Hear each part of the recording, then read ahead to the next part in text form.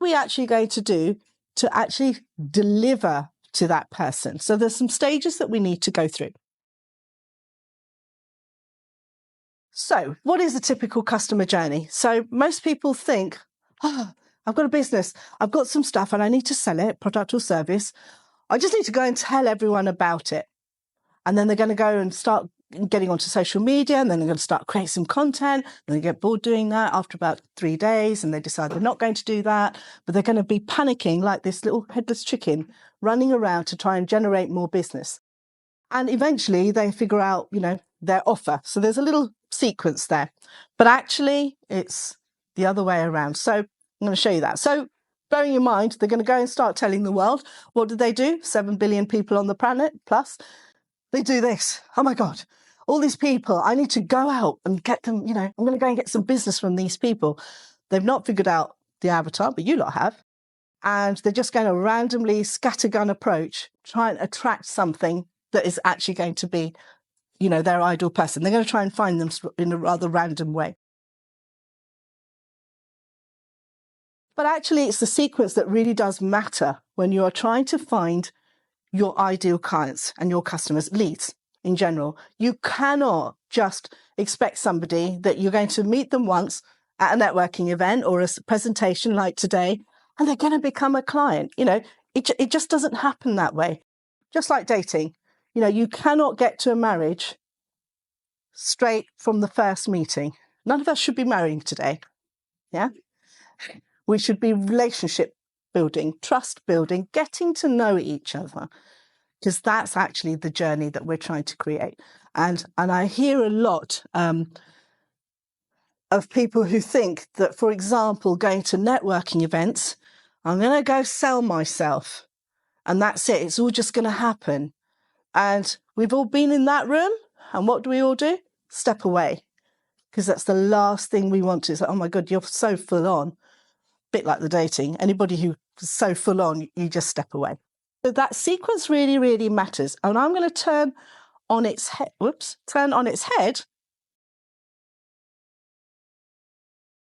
how we do this. So the very first thing we need to do is actually look at what we are offering. What are our products and services? We need to actually very clearly define what it is we're selling and so on. And I'm going to take you through all those steps very, very quickly. So what is our main core flagship offer that we are going to present out there? It could be multiple, obviously. And how do we continue to deliver value after we've made that first sale? So this is a bit like this gentleman, Michael, who, how do I do this? How do I keep that relationship going? Now, I always liken this to one of my favorite analogies, and that is that you may have defined your product as being a glass of lemonade, and somebody has come along and bought that glass of lemonade from you or from me. And I'm going to deliver great value on this glass of lemonade. I am going to put in some lemon, I'm going to give it some ice, fancy glass, chilled, etc. That's my added value. They came to me for lemonade and I've given them a great glass of lemonade. Really, really good. What I can't do, and many businesses start doing this, it starts dishing up champagne. This ties into what you're saying with the big client. We are so grateful, big client, that when they come to us beyond the scope of the work, whatever you may have quoted, they come along with this, oh, could we also have this?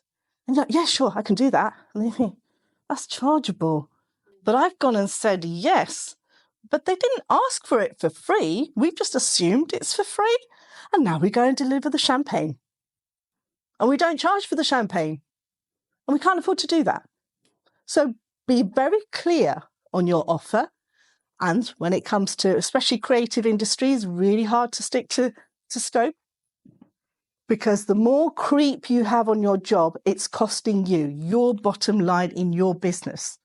So really think about how you deliver great value, but don't go overboard. And there's nothing wrong with that. Used to see this a lot when we were training photographers. Families come in for a photo shoot, family photo shoot. What do they start doing? Costume changes, outfit changes, black and whites, colour, big size. They go crazy because they're so determined to prove they can do all these things. But be clear. So mine used to get sat on the sofa. What are we doing today? What are you looking to get out of this? And I stick to that remit and not go crazy with the shoot.